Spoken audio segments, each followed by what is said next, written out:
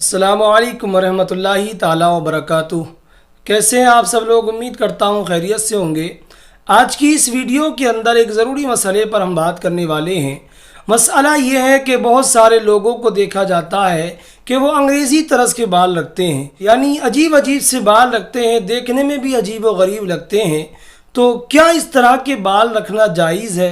और अगर जायज़ नहीं है तो क्या हराम है या मकरूह तहरीमी है या मकरूह तंज़ीही है? तो आप यहाँ पर सीधी सी बात जहन में रखें कि अंग्रेज़ी तर्ज के बाल रखना ये मकरूह है और ज़ाहिर ये है कि मकरूह तहरीमी है। इस बात पर दलील क्या है कि मकरूह तहरीमी ही है? तो आप जहन में रखें कि फ़ुक़हा की ये आदत है कि जब भी मकरूह को वो मुतलक़न इस्तेमाल करते हैं, अलल इतलाक़ वो इस्तेमाल करते हैं, बोलते हैं, तो ऐसी सूरत में मकरूह तहरीमी ही मुराद होता है। इसी तरह एक दूसरी दलील ये है कि अंग्रेज़ी तर्ज के बाल रखना मकरूह तहरीमी है।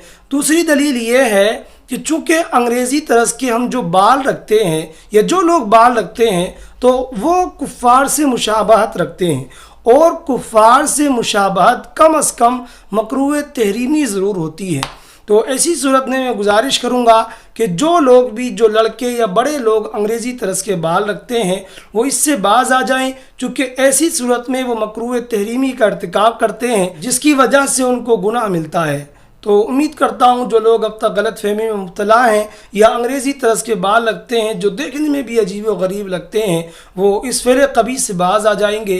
तो इसी के साथ वदा चाहता हूँ, तब तक के लिए खुदा हाफ़िज़।